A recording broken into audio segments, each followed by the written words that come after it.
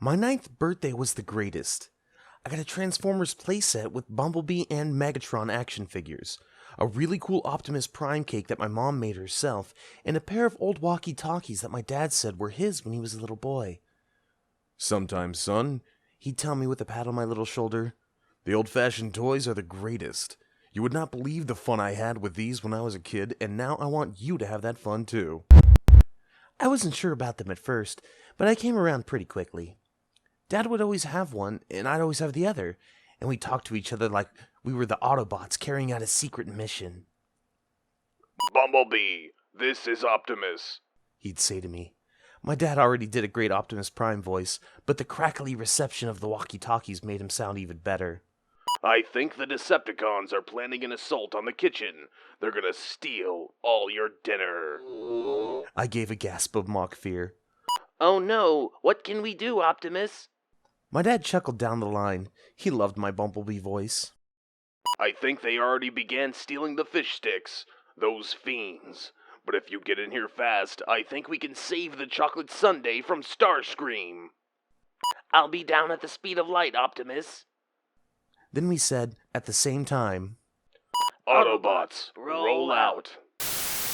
It went from being just an okay gift to one of my favorite presents ever. We got hours of fun out of the walkie-talkies, at home, in the park, even at night. If I got scared by some of the funny noises that came out of the basement sometimes, all I need to do is pick up the walkie-talkie and press the button on the side. Then I'd hear my dad become Optimus Prime, and I'd feel safe again. But 2 weeks after my birthday, something really awful happened. My dad was having some rooms in the house soundproof so Mommy could practice playing her violin, and while all the workmen were in the house, my dad's walkie-talkie went missing. It had totally and completely vanished. I cried for quite a while after, even though I'm a big boy. I just had so much fun goofing around with my dad on them. It made me really sad that we wouldn't be able to have that fun again. He told me he'd buy me some new ones in the future, but that didn't make me feel any better then. One day, something weird happened, though. I was in my bedroom playing with the Transformers playset that Mom and Dad had gotten me for my birthday when I heard my walkie-talkie beeping underneath the bed. The kind of beep it makes when someone is calling me on it. I'd stashed the walkie-talkie under the bed since Dad's went missing, but I quickly dropped Bumblebee and Megatron and grabbed it. I pressed the little receive button on the side of the walkie-talkie and I heard the voice of a little girl, probably about my age, and she sounded really worried. "Please, I need help. Come and help me." She sounded like a hurt puppy. What kind of help do you need?" I asked, feeling so nervous. I didn't feel as much like Bumblebee then. She kept doing these quiet sobs like she was really badly hurt. "The monster, he took my arm yesterday.